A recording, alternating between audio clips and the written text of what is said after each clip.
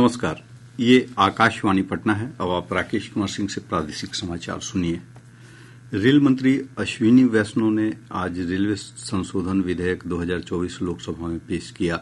विधेयक में भारतीय रेलवे बोर्ड अधिनियम 1905 के प्रस्तावों को रेलवे अधिनियम 1989 में शामिल करके कानूनी ढांचे को सरल बनाने का प्रस्ताव है। विधेयक पेश करते हुए श्री वैष्णव ने कहा कि इस विधेयक से रेलवे बोर्ड की शक्ति और रेलवे की दक्षता में सुधार होगा। भाजपा के अनुसूचित जाति और अनुसूचित जनजाति समुदायों के लोकसभा और राज्यसभा सांसदों ने आज संसद भवन में प्रधानमंत्री नरेंद्र मोदी से मुलाकात की। इन सांसदों ने संयुक्त रूप से अनुसूचित जाति और अनुसूचित जनजाति के लिए आरक्षण में क्रीमी लेयर व्यवस्था पर सर्वोच्च न्यायालय के सुझावों के संबंध में एक ज्ञापन सौंपा। बैठक के बाद मीडिया से बात करते हुए भाजपा सांसद भोला सिंह ने कहा कि उनकी मांग है कि इस फैसले को लागू नहीं किया जाना चाहिए। उन्होंने कहा कि प्रधानमंत्री ने आश्वासन दिया है कि यह सिर्फ शीर्ष न्यायालय का एक सुझाव है।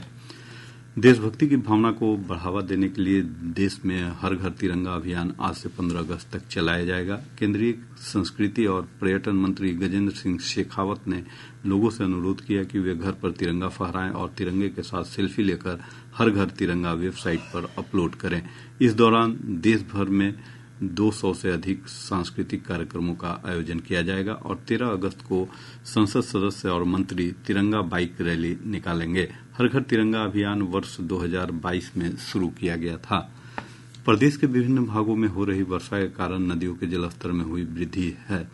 मुख्यमंत्री नीतीश कुमार ने आज पटना में गंगा नदी के बढ़ते जलस्तर का जायजा लिया। मुख्यमंत्री ने इस दौरान जेपी गंगा पथ के कंगन घाट, काली घाट, गांधी घाट और कृष्णा घाट का निरीक्षण किया। उन्होंने अधिकारियों को गंगा के किनारे वाले क्षेत्रों में बढ़ रहे जलस्तर के मद्देनजर सतर्क रहने का निर्देश दिया है। प्रादेशिक समाचार आप आकाशवाणी पटना से सुन रहे हैं। भारतीय मानक ब्यूरो के महानिदेशक प्रमोद कुमार ने कहा है कि आयुष क्षेत्र में मानकीकरण के लिए एक विभाग स्थापित किया जाएगा। इस विभाग में जाने माने विशेषज्ञों के नेतृत्व में आयुष विभाग के 7 अनुभागीय समितियों को शामिल किया जाएगा। श्री कुमार ने कहा कि यह विभाग आयुष उत्पादों और पद्धतियों की सुरक्षा, प्रभावकारिता और गुणवत्ता को बढ़ावा देने पर ध्यान केंद्रित करेगा। मानकीकरण की इस प्रक्रिया में आयुर्वेद, योग, प्राकृतिक चिकित्सा, यूनानी, सिद्ध, गोसोवा, रिगपा और होम्योपैथी जैसी पारंपरिक भारतीय चिकित्सा प्रणालियों को शामिल किया जाएगा। आयुष के लिए मानकीकरण गतिविधि की प्रक्रिया और संरचना के बारे में बात करते हुए उन्होंने कहा कि ये समितियां राष्ट्रीय और अंतर्राष्ट्रीय दिशा निर्देशों के अनुरूप व्यापक साक्ष्य आधारित मानकों को सुनिश्चित करने के लिए विभिन्न हितधारकों के साथ मिलकर काम करेंगी। राज्य सरकार ने प्रदेश के सभी मठों, मंदिरों और ट्रस्ट का राज्य धार्मिक बोर्ड के अधीन निबंधन अनिवार्य कर दिया है। विधि मंत्री नितिन नवीन ने कहा कि इन धार्मिक संस्थाओं की अचल संपत्ति बोर्ड की वेबसाइट पर उपलब्ध होगी।